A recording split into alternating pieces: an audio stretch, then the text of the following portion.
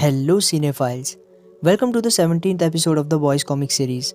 तो वैसे तो आगे से मैं मोस्टली 2 इश्यूज़ पर एपिसोड डालूंगा, पर इशू 19 और 20 काफ़ी बड़े बड़े इश्यूज़ हैं, तो मैं इन्हें सिंगल एपिसोड में ही कवर कर रहा हूँ।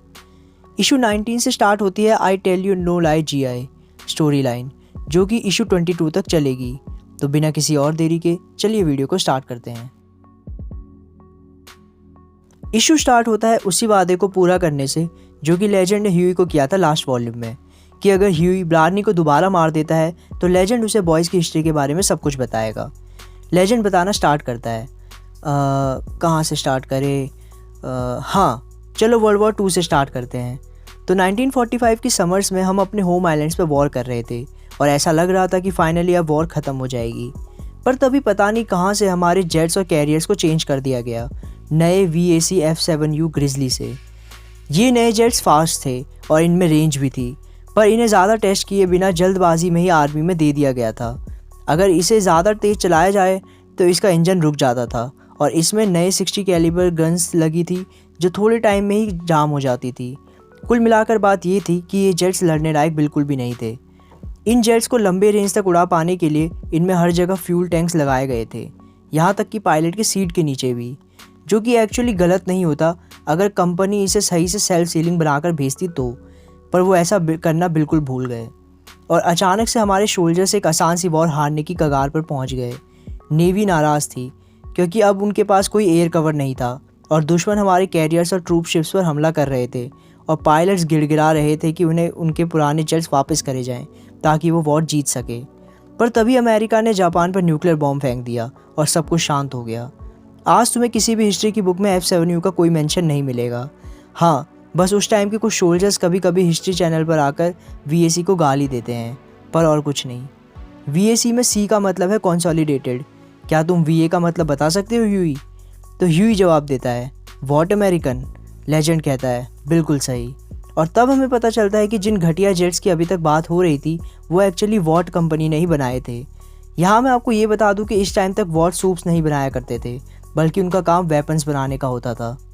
ह्यूई पूछता है, पर नेवी ने ऐसे घटिया प्लेन्स लिए ही क्यों? और उससे भी बड़ी बात, वॉट ने इतने घटिया जेट्स ही क्यों बनाए? लेजेंड कहता है, डेस्पिरेशन।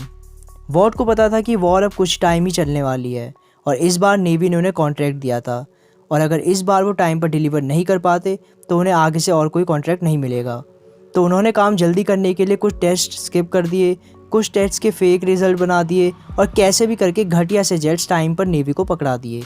और जिन नेवी पायलट्स ने टाइम पर इन जेट्स को लेने से मना भी किया, उनकी रिक्वेस्ट के बावजूद भी डिलीवरीज को आगे बढ़ा दिया गया। वजह सिंपल, सब बिजनेस है। परचेसिंग कमीशन से लेकर वॉर डिपार्टमेंट और कांग्रेस तक हर जगह वॉट अमेरिकन्स के दोस्त बैठे हुए हैं, क्योंकि वॉट ने ही इन लोगों के इलेक्शन कैंपेन्स में पैसा दिया है और ये कोई नई चीज़ भी नहीं है। कई ऐसी कंपनीज़ भी हैं जो आज तक ये काम करती हैं। और हाँ, मैं तुम्हें ये भी बता दूं कि ये चीज़ें कोई सीक्रेट नहीं है, सबको इन बातों का पता है। लेजेंड आगे कहता है, पर वॉट फिर भी बंद होने की कगार पर आ गया था, क्योंकि भले ही उनकी पहुंच काफ़ी ऊपर तक हो, लेकिन उनके बनाए हुए प्रोडक्ट्स कभी भी सही से काम नहीं कर रहे थे। लेकिन फाइनली उन्होंने एक सही प्रोडक्ट बना ही लिया और ये बात एक्चुअली एक सीक्रेट है। दूसरी तरफ हम देखते हैं कि बुचर और टेरर अपने ऑफिस की छत पर खड़े होते हैं, जहाँ टेरर आसमान की तरफ देखते हुए गुर्रा रहा होता है। तभी हम देखते हैं कि होमलैंडर उड़कर आ रहा होता है, जो आते ही बुचर से पूछता है, तो क्या प्रॉब्लम है? होमलैंडर आगे पूछता है, यहाँ पर ही क्यों? हमारे ज़ख्मों पर नमक डालना चाहते हो? जो भी हो, काम की बात करते हैं। हमें लगा था कि एग्रीमेंट अभी भी कायम है और हमें ऐसा कोई काम याद नहीं आ रहा जिसकी वजह से एग्रीमेंट बिगड़े। होमलैंडर आगे कहता है, आखिरी बार जो हुआ था उसे याद करके मैं समझ नहीं पा रहा हूँ कि आखिर तुम फिर से हमसे दुश्मनी क्यों करना चाहते हो, क्योंकि मुझे नहीं लगता कि कर्नल मैररी अभी तक अपने पोतियों की मौत का भूला होगा और ना ही लैम्प लाइटर अब कभी ठीक होने वाला है। फिर भी ये सब क्यों? टीनेज किड्स के साथ तुमने जो कुछ भी किया वो एक अलग चीज़ थी, पर विक की स्पीच ख़राब करना एक बहुत बड़ी बात है, और ये भी कि तुम हमारे ऑफिस को इतने टाइम से बग कर रहे थे। और जैसा कि मैंने कहा कि मुझे कोई आइडिया नहीं कि तुम मुझसे दुश्मनी क्यों करना चाहते हो, अनलेस कि हमारा एग्जिस्ट करना ही तुम्हें पसंद नहीं है। पर हाँ, ये याद रखना, हमारी लड़ाई से म्यूचुअल डिस्ट्रक्शन होगा, यानी कि जितना हमारा नुकसान होगा उतना ही तुम्हारा। और आखिर आज तुम कुछ बात करने भी वाले हो कि नहीं? तभी हम देखते हैं कि बिल्डिंग के नीचे MM और फ्रेंची भी खड़े होते हैं और उनके सामने ब्लैक नॉयर और जैक भी मौजूद होते हैं। तभी डीप भी वहाँ आ जाता है, जिसे पानी से निकलता देखकर फ्रेंची हंसने लग जाता है। अगले सीन में हम चलते हैं 7 के हेडक्वार्टर्स में, जहाँ ए ट्रेन और स्टारलाइट को एक बेसमेंट टाइप जगह की सफाई करने का काम दिया गया होता है। वहाँ पहुँचते ही उन्हें एक अजीब सी स्मेल आती है, और जब वो दोनों उस स्मेल का पीछा करते हुए जाते हैं तो वो देखते हैं कि वहाँ लैंप लाइटर बहुत ही गंदी हालत में पड़ा होता है, जिसे देखकर स्टारलाइट कहती है, ये तो बहुत ख़राब है, इसे ज़िंदा नहीं होना चाहिए था। जिस पर ए ट्रेन कहता है, वो ज़िंदा नहीं है, वो बस कंपाउंड वी से बूस्ट की हुई एक ब्रेन डैमेज जिंदा लाश है, बिल्कुल ब्लार्नी की तरह। जिस पर स्टारलाइट जवाब देती है, जो भी है, पर इसे यहाँ नहीं होना चाहिए था। इसके बाद सीन चेंज होता है और हम वापस चलते हैं ह्यूई और लेजेंड के पास। लेजेंड बताता है, वॉट गलत प्रोडक्ट्स बनाती रही और उन्हें आर्मी और एयरफोर्स में भर्ती गई, और क्योंकि उनकी पहुंच काफ़ी ऊंची थी तो उनके गलत प्रोडक्ट्स पर भी कोई सवाल नहीं उठा पा रहा था। पर यह तब तक ठीक था जब तक कि कोई असली वॉर ना हो जाए, क्योंकि जब कोई तुम्हारे इक्विपमेंट्स यूज़ ही नहीं करेगा तो किसी को पता कैसे चलेगा। पर फिर होती है एक असली जंग। ह्यूई पूछता है, वियतनाम? लेजेंड कहता है, हाँ, इस वॉर में वॉट की M20 असॉल्ट राइफल यूज़ करी गई थी, और तुम अभी तक समझ ही गए होगे कि आगे क्या होने वाला है। इस राइफल्स के आने के बाद से ही कुछ बातें चल रही थी, पर वॉट उनने उन सभी बातों को दबाए रखा। पर फिर आती है 1965 में हुई आईए ड्रैंग वैली की जंग। ये आईए ड्रैंग की लड़ाई अभी ध्यान में रखना, स्टोरी के एंड में इससे रिलेटेड एक सीक्रेट रिवील होगा। खैर, आगे बात करते हैं। लेजेंड आगे बताता है, हमारे सोल्जर्स को चारों तरफ से घेर लिया गया और वो नंबर में भी कम थे, पर वो फिर भी जीत जाते क्योंकि उनके पास हथियार थे और एयर सपोर्ट भी।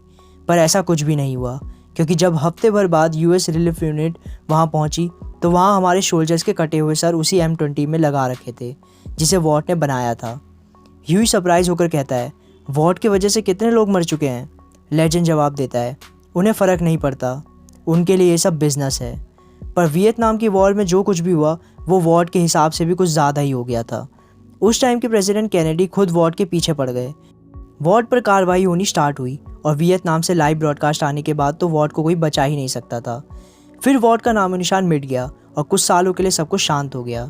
पर फिर 3 साल बाद व्योमिंग में एक मीटियोर गिरता है और वॉट अमेरिकन अपनी वापसी करते हैं। मीटियोर के बारे में सुनकर ह्यूई कहता है, मीटियोर मतलब होमलैंडर? लेजेंड स्माइल करते हुए कहता है, हाँ, होमलैंडर। वॉट को फाइनली अपना एक सही प्रोडक्ट मिल ही गया। फिर हम वापस चलते हैं होमलैंडर और बुचर के पास, जहाँ बुचर अभी भी चुप होता है। होमलैंडर कहता है, देखो, अगर ये मुझे गुस्सा दिलाने की कोई चाल है तो तुम्हें पता ही होगा कि उसका क्या अंजाम होगा। तो अगर तुम यही करना चाहते हो तो ठीक है, मैं तुम्हें तुम्हारे हाल पर ही छोड़ रहा हूँ, और आगे से जो भी होगा उसकी जिम्मेदारी मेरी नहीं होगी। होमलैंडर के ये कहने पर भी बुचर कुछ नहीं कहता और टेरर को सहलाने लगता है। ये देखकर होमलैंडर सरप्राइज होता है और पूछता है, तुम मुझसे इतनी नफरत क्यों करते हो? मतलब मैं तुम्हारी टीम के सूप्स के अगेंस्ट काम करने की बात नहीं कर रहा हूँ, मैं बात कर रहा हूँ कि स्पेसिफिकली तुम मुझसे क्यों नफरत करते हो। फिर होमलैंडर थोड़ा रुक कर कहता है, तुम्हारे चेहरे के भाव भले ही ना बदल रहे हो, पर मैं तुम्हारी धड़कन सुन सकता हूँ, और मुझे पता है कि इस बढ़ी हुई धड़कन की वजह डर नहीं बल्कि गुस्सा है।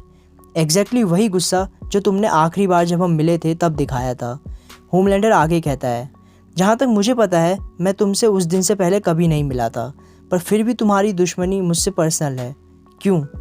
तो आखिर मैंने तुम्हें क्या किया है, या फिर मे बी तुम्हारे किसी अपने के साथ क्या किया है? ये सुनकर बुचर की हार्ट बीट गुस्से से और बढ़ जाती है, जिसे सुनकर होमलैंडर कहता है, ओके, अब हम मुद्दे की बात कर रहे हैं ना। फिर हम वापस चलते हैं लेजेंड और ह्यूई के पास, जहाँ लेजेंड कहता है, वॉट ने होमलैंडर की ओरिजिन दुनिया को इस तरह से दिखाई कि होमलैंडर स्पेस से एक मीटियोर में आया है, बिना किसी स्पेसशिप के, सिर्फ मीटियोर से बंधा हुआ।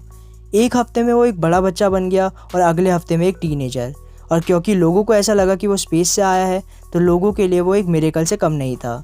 और सबसे बड़ी बात, वो अमेरिका में गिरा था, तो अमेरिकन होने के जज्बात ने भी उसे एक्सेप्ट करा लिया। पर सच्चाई ये है कि वहाँ कोई मीटियोर गिरा ही नहीं था, बल्कि उन्होंने वहाँ बस एक बॉम्ब गिरा दिया था, और होमलैंडर को 18 साल लैब में ऑब्जर्व करने के बाद ही दुनिया के सामने लाया गया था। ह्यूई पूछता है, पर आखिर वो हुआ कहाँ था? लेजेंड बताता है, वॉट ने उसे लैब में बनाया था। बेसिकली वॉट कंपाउंड वी को रिफाइन और मैनिपुलेट करके बेहतर बना रही थी, और उस नए वेरिएंट को उन्होंने एक पागल औरत पर इम्प्लांट कर दिया, और होमलैंडर ने पैदा होते ही उस औरत को भी मार दिया। हाँ, ये तो है ही कि उसकी मौत से वैसे भी किसको क्या फ़र्क पड़ रहा था। ह्यूई पूछता है, पागल? वेट अ मिनट, मार दिया? कैसे मार दिया? लेजेंड बताता है पता नहीं, पर जिस भी वजह से वो मरी थी उसी वजह से होमलैंडर के बर्थ के टाइम पर पूरी मेडिकल टीम भी मारी गई थी और इसलिए उसे 18 साल तक लैब में ऑब्जर्व किया गया। खैर, वो बड़ा हुआ और शांत हो गया और वो इतना सक्सेसफुल हुआ कि वॉट ने इस चीज़ को चालू रखा। पहले ब्लैक नॉयर आया, फिर मेव, फिर जैक, डीप, लैम्पलाइटर और आखिर में मिस्टर मैराथन, जिसको ए ट्रेन ने 1-2 साल पहले ही रिप्लेस किया है। तो उन्होंने टोटल 7 सूप्स जमा कर लिए जिनसे उन्होंने ओरिजिनल 7 टीम बनाई और फाइनली वॉट के पास काम करने के लिए एक अच्छी चीज़ थी। ह्यूई पूछता है तो 7 के मेंबर्स को ही वॉट ने इस तरह से बनाया, यानी कि ये बाकी सूप से स्ट्रॉन्ग है? लेजेंड जवाब देता है कुछ जी मैंस और शायद पे बैक से स्टॉर्मफ्रंट उनके क्लोज आ पाए, पर हाँ 7 ही सबसे बेस्ट हैं। ह्यूई पूछता है पर सिर्फ 7 ही क्यों? लेजेंड बताता है बच्चे, जो कंपाउंड वी बुचर ने तुम्हारे अंदर डाला है उसकी कीमत $19 बिलियन है और वो भी एक प्योर वर्जन था जिससे 7 को बनाया गया था। तो तुम समझ ही सकते हो एक सूप को भी बनाना वॉट को कितना महंगा पड़ता है। पर ह्यूई पूछता है ओके, पर मुझे एक और बात समझ नहीं आई कि अगर सूप्स इतने पावरफुल हैं तो वो सब मिलकर दुनिया पर अपना राज क्यों नहीं कर लेते? मतलब आखिर वॉट, होमलैंडर या फिर सभी सूप्स पर कैसे भरोसा कर सकते हैं? लेजेंड बताता है क्या तुम समझे नहीं? भला हम क्यों लॉ फॉलो करते हैं? ताकि सब कुछ नॉर्मल रहे और इसी में सब कंफर्टेबल भी रहते हैं। सूप्स भी कुछ अलग नहीं है, उनके लिए लड़कर दुनिया पर राज करने से अच्छा है कुछ ना करके लोगों का फेवरेट बना रहना। और एक्चुअली यही दिक्कत स्टार्ट होती है। पब्लिक को वॉट पसंद है और वॉट को भी ज़बरदस्त पैसा मिलता है, पर जो वॉट को नहीं मिलता है वो है कंपटीशन। इस फील्ड में वॉट अकेला फ़ायदा उठा रहा है जिसकी वजह से बाकी कॉरपोरेशंस मिट्टी में मिल रहे हैं। पर बाकी कॉरपोरेशंस पब्लिक की तरह बेवकूफ़ नहीं बनते और उन्हें पता है कि दाल में कुछ ना कुछ काला है। याद है ना मेरी बात, सब कुछ बिजनेस है। और इसलिए वॉट की अगली कोशिश थी सूप्स को वेपनाइज करना, यानी कि नेशनल डिफेंस में एंट्री देना। और इस मकसद की वजह से ही ब्रुकलिन ब्रिज अब मौजूद नहीं है। पर वो कहानी ब्रेक के बाद। अभी मैं कॉफ़ी लेने जा रहा हूँ और इसके साथ ही हमारा 19th इशू ख़त्म हो जाता है। तो वीडियो पसंद आई हो तो लाइक और कमेंट करना और अपने दोस्तों के साथ भी शेयर करना। साथ ही चैनल पर नए हो तो ऐसे ही कंटेंट के लिए चैनल को सब्सक्राइब करके बेल आइकन तो दबा ही लेना। So thank you for watching cinephiles. मिलते हैं नेक्स्ट वीडियो में।